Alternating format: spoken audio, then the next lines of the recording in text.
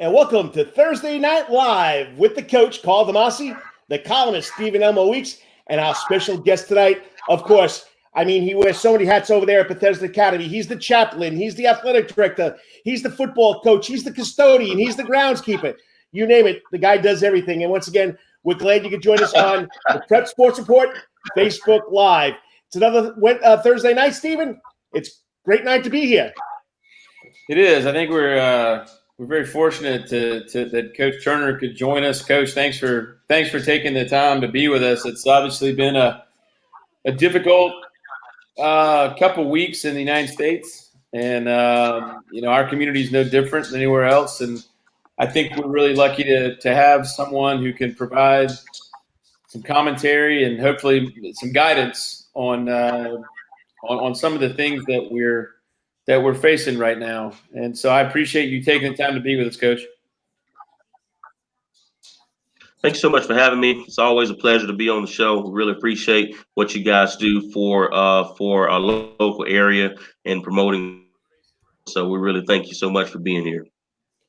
Well, Coach, it's been a tough time. You and I have been friends for a long time. I mean, you came through Savannah State. You got your doctorate in your master's degree in theology, and you've been a staple here in Savannah, Georgia, with your kids. Now I'm going to come from being a football coach that coached at Groves High School. 90% of my team were African American young men, and we got along. We didn't see this white and black. And to be honest with you, I just don't understand why people just can't learn to live with each other. It's not about what we look like, it's how we are and how we relate to people. And how do you pass that along to your young men? Because predominantly you're in the same boat I was in. Most of your young men are African Americans, but you do have white students there, and they do get along great. And of course, from the theology side, God created everybody in His own image. There was no skin color. That's right. Absolutely. Well, I agree with you 100%. We here, of course, our stance is just what you said. We don't see color. Of course, everyone knows, there's black and white, there's Caucasian, there's African American, there's Latino. There's a lot of race and nationalities. But at the end of the day, when you talk about true love goes without, it's not about color. It's not about what you do, what I do. It's about loving just because of who we are, because God is love. And so that's what we try to show here at Bethesda, is that, we're all about love. We love you. When you walk through those doors, we're going to show you love. We're going to show you brotherhood. We're going to show you family. And we're going to have one mission, and that's to teach our boys how to love God, how to love learning, and have a strong work ethic. So where we are right now and where we are today is very difficult in that, is even though we have that view and we both share the same philosophy and that we're going to love everyone, it's not that way in the world. There's a lot of hatred out there. And so even as an African-American coach, and having players that are African-American players and Caucasian, and we're all diverse, and, but there are times and instances where we have to go through certain things, and it's unfortunate, so seeing the things that have taken place, with George Floyd and a lot of the things here in our community, Breonna Taylor and Arbery, has been very disappointing. So for us, we've had to talk to our kids, and the first thing we have to do is let them know that we understand. We are frustrated with you. This is not acceptable. This is unacceptable on every side. We're disappointed, and we have to kind of talk to them about that. We had a situation where we were playing a basketball game up versus a team called Oakbrook Prep, and we're coming back from the game. And I was you mentioned drive many hats. I actually had to drive the bus back. So we're driving the bus back, and we're coming back from the game from spot. I think we played in Sumter, South Carolina, and second round of the playoffs. And as we're driving, it's about 1 o'clock in the morning, and we see the blue lights. Now, the buses don't go fast, and so we were 55 miles per hour. Everything was fine. Lights were working, and we get pulled over. And so the officer pulls us over, and we're just trying to get home to families. Families are kind of counting on us to be there. And, the officer pulled over. I said, "Mr. Officer, how can I help you? What can we do for you?" And he said, well, I was just wondering, what are you guys doing this late at night, with the school bus? And I said, sir, and it was an opportunity for me to kind of show, our kids, kind of how to handle certain situations. And I said, sir, we're just coming from a basketball game trying to get our kids back to school. If that's, and without trying to be a smart aleck or anything, I was just thinking to myself, it says Bethesda Academy on the outside of the bus. We're driving, it's playoff time. There are several other public schools that was traveling back, but you pulled us over. We're all, if you were wondering where we're going, how about escorting us to our destination? But I let it go. And so teaching, but it was also a moment where it reveals to us these are real situations that happen, and these are situations that we have to talk to our kids about. And so these are the things that we had an opportunity to share with our kids. So what do you do? And so I had an opportunity to kind of talk to them about doing what's right. Even when wrong is present, we still have to do the right thing. And we do. You're definitely right on that. Coach, I don't know if y'all are back to practicing or spending time with each other again, but have you had any of your students, players, approach you about what's been going on particularly the last couple of weeks with George Floyd and some of the other disturbing things in our country? How aware are the young people right now of what's going on, and are you getting feedback from them? Obviously I'm upset. I know Carl and I talked earlier. It's been a hard week for us. How are the kids sort of handling all the news that's coming in right now? It's very difficult. I actually got one of the messages about 1:00 in the morning, and it was just weighing heavy on some of our kids' heart. And so I knew that when we came back, we needed to really kind of have a discussion as a team. Sometimes as players, and not just as players, but as people, it's important to kind of know where you stand. And so I had to kind of let them know where we stand. Our hearts are heavy. We're disappointed. It's a frustrating situation, and just kind of talk to them about what's right versus what's wrong, and how people respond out of the frustrations, and what should we do during those times. Of course, the looting and the other stuff that takes place is not stuff that we support. We don't believe that that's a part. We understand the frustrations, but again, we're talking about doing things the right way. Peaceful protest, being able to let your voice be heard, talking to our kids about that, just sharing with them, what can you do during these moments? And, when I told them, when you come 18 years old, make sure that you vote. We have to vote. But the biggest thing I think the takeaway is I had to let them know I got 3 boys. And of course, I'm also covering them as well. And one of the things I told them is we are in the fight with you. We understand, and we're, I took my sons downtown in the car and just kind of showed them how a peaceful protest looks, because I thought Savannah, for the most part, did a really good job in a peaceful protest. And they were able to see that it wasn't just all blacks. It was everybody. Everybody joined together to say, this is wrong. That's what it takes. Everybody saying, you know what? This is not what America stands for. This is not what America is about. As Coach Demasi, you mentioned, this is not love. We saw a lot of love downtown. We saw a lot of people that were carrying signs and, just letting everybody know this is wrong. So we've had a chance to share that with our kids. And I think our kids really respected and really understood. And so they had a little bit more resolve just by hearing from their coaches that, hey, we are in the fight with you. We're going to stand together. We're going to love together.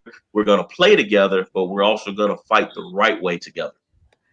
And, it's got to be the right way. There's got to be a change, and it's got to happen, because, we can't keep on going on like every 3 or 4 or 5 or 6 weeks. There's someone getting killed by a police officer, and it predominantly happens to be African Americans in the public. It's wrong. It definitely is wrong. And so many kids I've coached of different races and different colors. And when I get on the field, I don't see that. I don't know what society sees, but we're never going to change it. We're never going to change it. We're always going to have that certain group that thinks that they're it, and that's the way it's got to be. But it's not the way it should be. It's not the way that people bring up their kids. I posted a little video on my personal Facebook page young little 3-4-year-old white boy, a young 3 or 4-old black boy, and they're running together and they're hugging and the innocence. Why can't the innocence stay with us our whole life? It just doesn't make no sense to me. Makes no sense. So, all right. Well, I know you're exactly right. You know, and it's that's one thing. You still there, Coach? Yeah, no, you're exactly right. I think that's the one thing that. Yes, sir. Can you hear me? Yep, you're back. You're back. Okay. Yes, sir. You're good. Coach Turner. Yes, sir. So that, I mean, I agree with you 100%. Yes, sir. Yeah, Coach Turner, because sports is sort of a meritocracy where, you know, that everybody comes together and everybody gives their best effort. Do you feel like sports is a good place for teaching moments to take place where, you know, not to use too much of an analogy, you're on a level playing field and, you know, is sports a good avenue right now for, you know, for teaching moments? I believe sports, you know, can really teach us a lot, you know, because I think as Coach Carl stated, you know, you've coached several kids and, you know, you have one common goal. And when you have one common goal, you know, even though you may have different, you know, perspectives, you know, the coach lays out the game plan and everyone knows, okay, the goal is, of course, to get to the end zone, but you may have one play in which you're getting ready to run. So, of course, the linemen and the receivers and the running backs have to be on one page in order to accomplish the goal.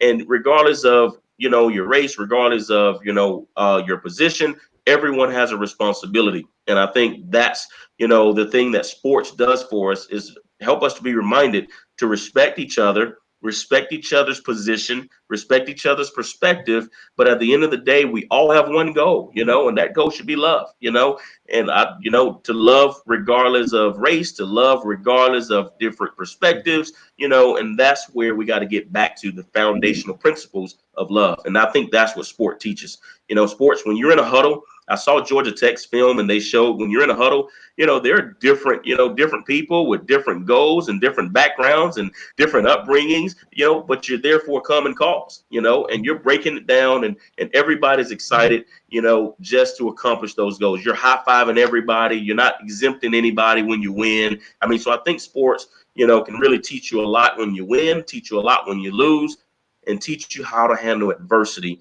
in between. And you're listening to Thursday Night Live right here on the Prep Sports Report Facebook page. It's also live on the Carl DeMasi YouTube page. It's also live on Twitter. And we're here tonight talking to the head football coach, the chaplain, the athletic director from Bethesda Academy. And that's, of course, Antoine Turner. And, of course, the columnist, Stephen Elmo Weeks, and yours truly, Carl DeMasi. All right, Coach, let's go to football. Georgia Independent Schools Association. SCISA, which you play in, the South Carolina Independent School Association. You started on Monday. Tell us how you are following these guidelines and trying to get these kids in there to get conditioned, to work out, and do all that other stuff.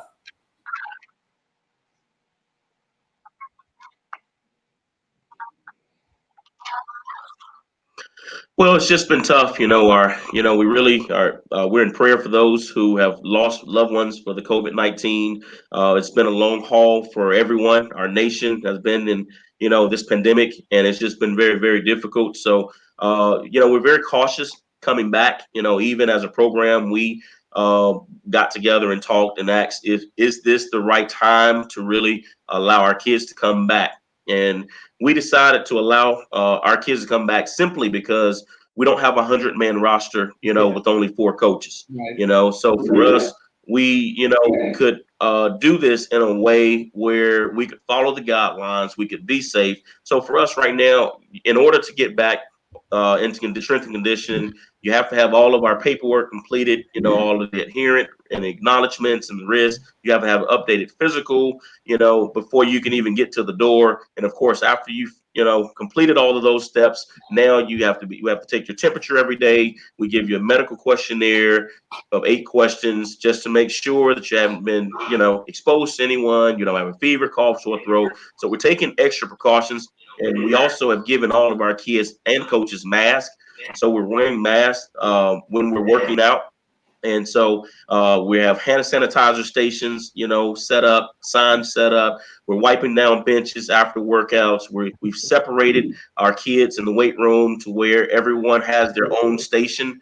Right now, we have 6 kids coming in the morning times. We've broken up our times to where now we've divided workouts from 9 to 12, and then from 5 to 7. So where we give them time to come in and get their workout in and then leave without a lot of lingering around. So we're trying to do this in a way to where it can be safe, but our guys can still get bigger, faster, and stronger and stay connected. So it's actually been a really good week, but we are tired. But it's great. We're glad to be tired. We're glad to be back again. We're glad to see our kids. Yeah, it's got to feel good to be back to normal after so many odd weeks. Did you have it? I mean, have you had a pretty big group come out to come back to play football, or were some people still reluctant to come to practice? Well, we sent out an email to all our parents, and we informed them that if there is any reservation, please don't hesitate to keep your kid home, and we will not punish or consequent the kid based on that. We want this to be this is voluntary, of course, but safety is number one for us. So if any parent felt that way, we want them to take extra safety, and we're okay with that. We've had some kids that have not had their physicals yet. So we're still about 10 to 15 kids that have not been out here yet. So we understood that. But for the ones that are ready and the ones that have their paperwork, those are the ones we started working with. And like I said, this week has been a pretty good week for us. Well, I know Coach Tomasi, and I know you and everybody else. It's a relief to actually talk about sports. So how are the Bethesda Blazers looking this year as far as what kind of team you're going to put on the field, Coach? Well, we're very excited about the upcoming junior class. I mean, we're not deep in our junior class, but we do have 4 kids that we believe that can play and really carry our team. I believe what we have this year is something that is going to really help us is leadership. We have more. We've started something called the Grit Team, and so we take 2 or 3 kids out of each class that exemplifies leadership. And we've put together a grit team, and they're the ones now that's leading our campus. There's leading our exercises. They're leading in the classroom. They're leading in the locker rooms. They're leading on the field. And we've had a lot of talks throughout this pandemic and quarantine time, meetings, and we think we have a really good group. So we're very excited about the leadership that we'll have this year. Of course, our quarterback's coming back. He's a senior, Antoine McKay.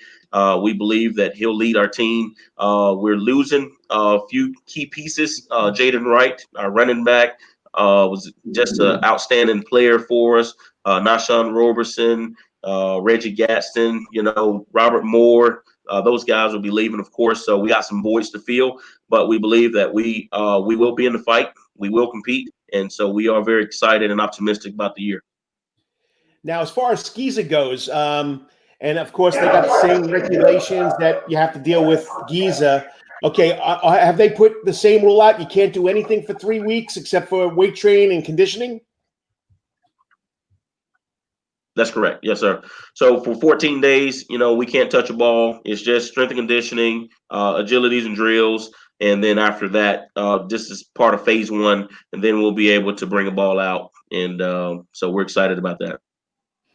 Now, you've had 2 groups come in and work out. Throw the working out, throw the conditioning out. The boys must be excited. They're very excited. I mean, so excited. We have to constantly tell them, hey, get your 6 feet in, So they're excited just to be back. I mean, to be quarantined and to be Oh, absolutely. To have the Zoom, as far as schoolwork and, just kind of being in the doors. I mean, it's very, very exciting to see them. They're very excited to see each other. It's just exciting to be back in the atmosphere, As you know, Coach, it's a great atmosphere when you have you guys back and you can really talk about life. You talk about football and you can talk about other things, but it's just that brotherhood that you miss. Steve? Yeah, I mean, I know that, obviously I've got kids at home and they miss their friends. They miss that camaraderie. They miss being able to, just sort of hang out. I mean, it seems to me like the social side of this is about as hard as anything else. So I'm sure your players are, while they might not be loving that conditioning, they probably are loving being able to be together. Yeah, they are. I mean, the conditioning has been rough. I can tell you, being off for 3 months, from March to June, some of our kids, of course, they've been going to Daphne Park or they've been running around the neighborhood. So they've been running, but without having a weight facility open. Of course, our doors were closed, and it's been very, very hard. So now when you look at March to now June, that's 3 months without lifting weights. And so this have been a very difficult week in terms of soreness of the body. Of course, your muscles are breaking down. So for them, it's been difficult this week, but it's just good to get back out there. So it's a good type of pain that they're feeling. Just glad to be back out there for them. Well, Coach, it sounds like you're doing a great job of getting the kids ready to play, but more importantly, it sounds like you're doing a really, really good job of providing leadership during a difficult time. And I think more people like you would benefit our whole society. So I truly appreciate your perspective that you offered tonight and the leadership that you're providing for at Bethesda Academy.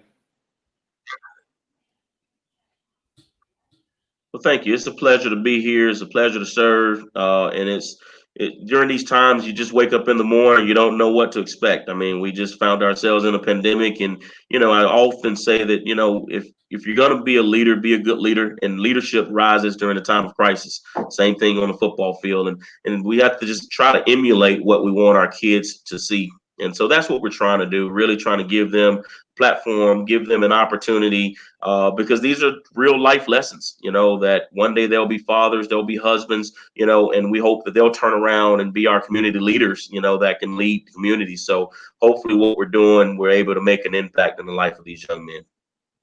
Well, Coach, I don't have to say anything else. I love you like you're my brother. No matter what people say, I would go to battle with you any day. I would walk beside your side every day. Yes, sir. You're one of the best here, Coach. Keep it up, and God bless, and make sure those kids understand that there are people that will stand by their sides. There are people that will listen to what they got to say. And the change is coming, Coach. Yes, sir. Yes, sir. Yes, sir. Well, thank you so much, Carl. Coach, you've always been, like you said, you've always been a big supporter. You're great. I've watched you at Groves. I've watched, how you've helped this community in major ways. We really appreciate Prep Sports. And so thank you so much for having me. It's always a pleasure. And I agree with you 100%. Change is on the way. Yes, Coach, sir. Anytime you got something to talk about, just give me a call. Yes, sir. Thank you. Will do. Thank you so much, Mr. Weeks. We really appreciate everything. Take care. Go Blazers. Good to talk to you, Coach. Thanks, Coach. I mean, Steve, I don't have to tell you anything about this man. He's a leader over there at Bethesda. Bethesda Academy, 1732, an orphanage had different kids, all different lifestyles, all different ethnicity. There you go. So easy for me to say. Yeah. So it's just great to have a guy like that in the community. And like I said, I'm honest with you. I mean, when I get with Coach Antoine, it's Coach Antoine, not Coach. He's African American and I'm Caucasian. We could talk for hours. We love kids. We don't see what color they are. And someday, hopefully I see it. I don't know how much longer this old ball coach has, but I see where people finally come together.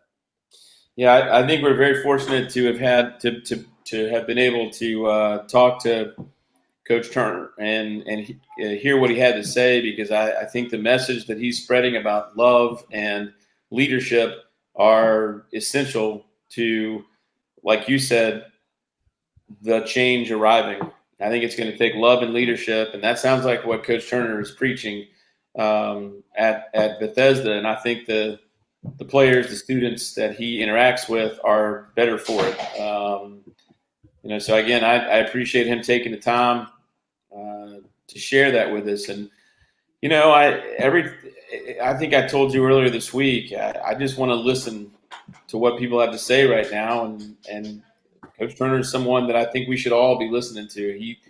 he comes at it from the perspective of not only a black man, but also someone who has a background in Theology.